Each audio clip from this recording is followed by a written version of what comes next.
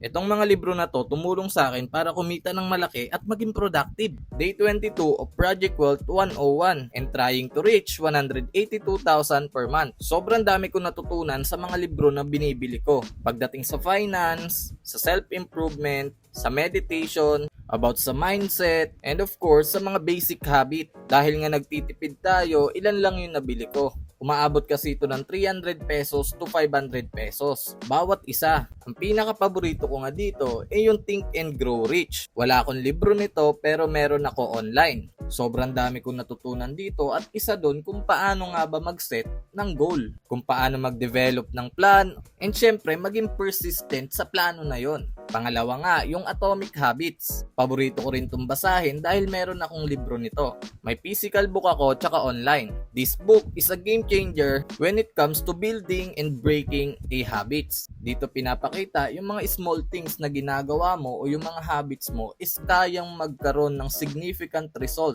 in the long run. Sobrang ganda nito. Basahin nyo. For leadership naman, ang pinakagusto ko yung Leaders Eat Last. Dito naman pinapakita kung gaano nga ba kahalaga mag-build ng environment where people feel valued and inspired. Yung mga lesson from this book ay ginagamit ko talaga for my personal growth.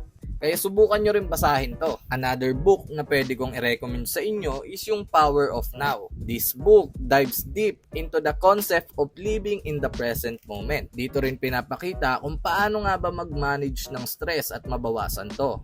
Dito rin ako natuto kung paano magkaroon ng magandang focus when it comes to work. Perfect na perfect to for our daily life. Yun lamang po yung mga paborito kong libro. Pero may mga binabasa pa akong iba online. Kaya kung gusto nyo sumabay at hindi nyo kayang bumili at nagtitipid kayo, I have 21 books na pwede kong i-offer sa inyo na I believe na makakatulong talaga. This 21 books, bundle na siya. Hindi mo na kailangan bumili ng sobrang mahal na libro like 300 pesos to 500 pesos. In 129, meron ka ng 21 books. Lahat yun solid.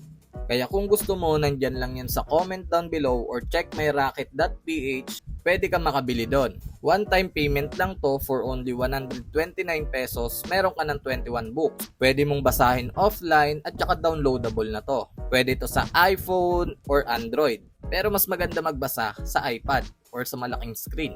This collection is perfect for anyone committed to personal development. Tulad ko, ang mga libro guys ay super powerful pagdating sa gantong journey. Because books are like mentors that we can access anytime. Kaya gumawa na ako ng bundle para mabasa nyo anytime, anywhere. The more you learn, the more you grow. Ang pagbabasa at pag-i-invest sa sarili mo ay yun yung pinakamagandang investment na magagawa mo sa buhay mo. I ain't gonna tell him, babe, I get it, darling. Yeah, you got a situation, stop sweating, darling. Yeah.